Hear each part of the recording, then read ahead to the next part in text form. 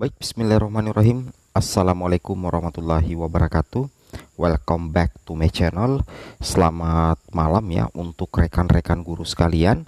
Jadi pada video kali ini kembali lagi admin akan mencoba mengupdate informasi terbaru seputar P3K Guru di tahun 2022-2023. Yang mana informasi terbaru dari kami di sini adalah jelang minggu ketiga dan keempat persiapan Publish penempatan, segera cek sasaran utama daripada optimalisasi formasi kosong untuk P1, P2, P3 dan pelamar umum. Nah, di sini salah satu prioritasnya tentunya adalah P1 yang belum resum Bapak Ibu ya. Tapi ingat, untuk P1 yang belum resum itu sebenarnya dua kategori. P1 belum P1 yang belum resume tapi ada penempatan, dan P1 yang belum resum karena memang tidak ada penempatan. Kemudian ada juga P2, P3 dan tentunya pelamar umum. Nah, di sini salah satu rencana besar dari Kemendikbudristek adalah bagaimana mengoptimalkan formasi sehingga penundaan pengumuman di tanggal 2 dan 3 Februari 2023 itu tidak bisa dihindari, seperti itu. Tapi sebelum kita lanjut, bagi rekan-rekan guru yang baru pertama kali mampir di channel ini, jangan lupa tekan tombol subscribe-nya dan aktifkan lonceng notifikasinya agar setiap hari Bapak Ibu bisa mendapatkan update informasi terbaru dari kami. Baik, kita langsung saja to the point. Sasaran utama daripada optimalisasi formasi kosong untuk pelamar prioritas 1, pelamar prioritas 2, pelamar prioritas 3 dan P4. Langsung saja kita ke informasinya. Jadi di sini langsung saja to the point, sasaran optimalisasi formasi kosong untuk P1, P2, P3, P4 dan jadwal penempatan. Nah, di sini yang pertama, sasaran pertama adalah semua P1 yang belum resume. Jadi yang menjadi sasarannya adalah semua P1 yang belum resume tetapi ada kebutuhan formasi sesuai ijazah. Dalam artian semua P1 yang belum resume tetapi ada penempatan.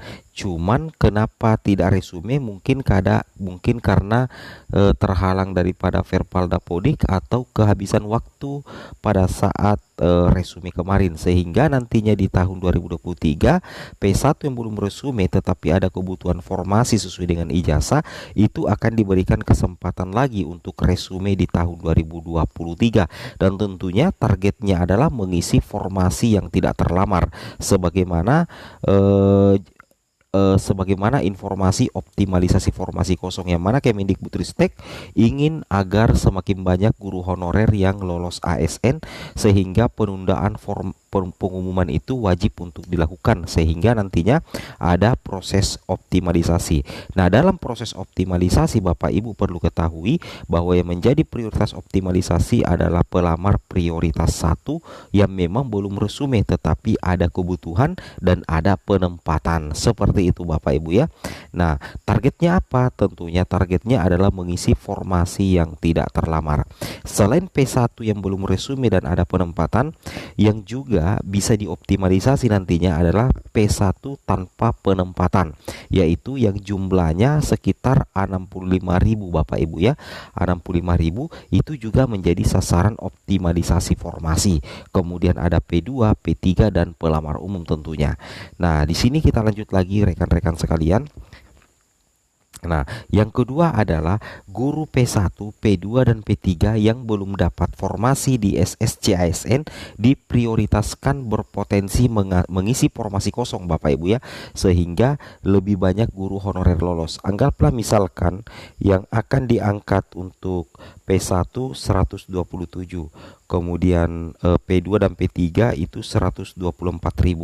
Tetapi ternyata setelah dikalkulasi, apabila mengangkat seluruh P1 yang mendapatkan penempatan dengan 124.000 jatah untuk P2 dan P3, ternyata setelah dihitung oleh Kemendikbudristek sebenarnya itu masih ada formasi kosong.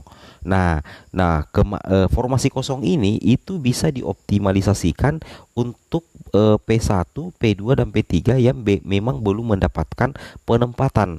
Nah, tujuannya Bapak Ibu tentunya agar semakin banyak guru honorer yang lolos menjadi ASN P3K. Logikanya seperti itu ya. Apabila yang 127.000 P1 itu sudah diangkat, artinya sudah diberikan penempatan, kemudian 124.000 P2 P3 juga sudah diberikan penempatan, kemudian 600 ribuan P4 juga sudah diberikan penempatan, ternyata masih ada formasi kosong. Nah, fokus optimalisasinya tentunya adalah guru P1, P2, P3 yang memang belum mendapatkan penempatan di tahun lalu atau di tahun 2022. Bapak Ibu ya, seperti itu.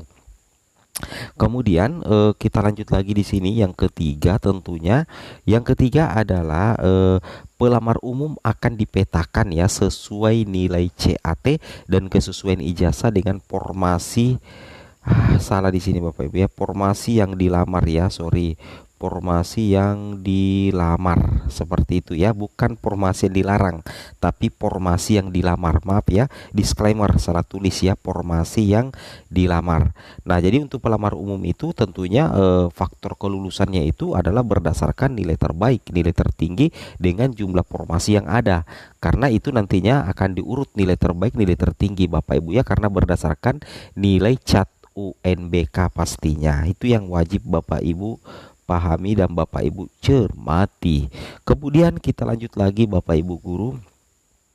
Di sini di postingan di halaman fanbase-nya Mas Menteri dan juga disukai oleh Ibu Nunuk Suryani ya. Jadi Ibu Prof Nunuk juga menyukai postingan ini. Dikatakan bahwasanya ditundanya pengumuman hasil seleksi guru P3K ternyata menyimpan kabar baik. Wow, mantap ya. Berarti dibalik pengumuman yang ditunda ternyata ada sisi positifnya. Nah, di sini kita bisa lihat pasalnya Kemendikbudristek masih ya, berarti ada kata masih akan terus mengoptimalkan formasi ya, masih mengoptimalkan formasi dan tentunya melakukan sinkronisasi data.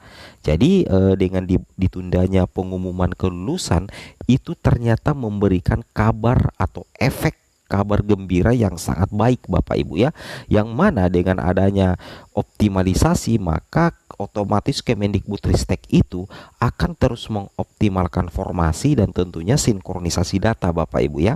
Nah, di sini dikatakan semoga hasil yang terbaik bagi para guru honorer yang telah berdedikasi bagi kemajuan pendidikan di Indonesia. Nah, ini adalah postingan di fanbase-nya Mas Nadim dan langsung di like dan disukai oleh Profesor Nunuk Suryani. Mantap Bapak Ibu ya. Jadi otomatis informasi ini valid ya, informasi ini valid dan benar.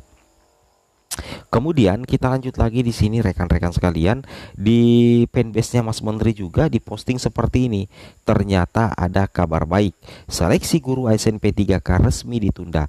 Banyak guru yang mengikuti seleksi bertanya-tanya apa alasan ditundanya pengumuman tersebut.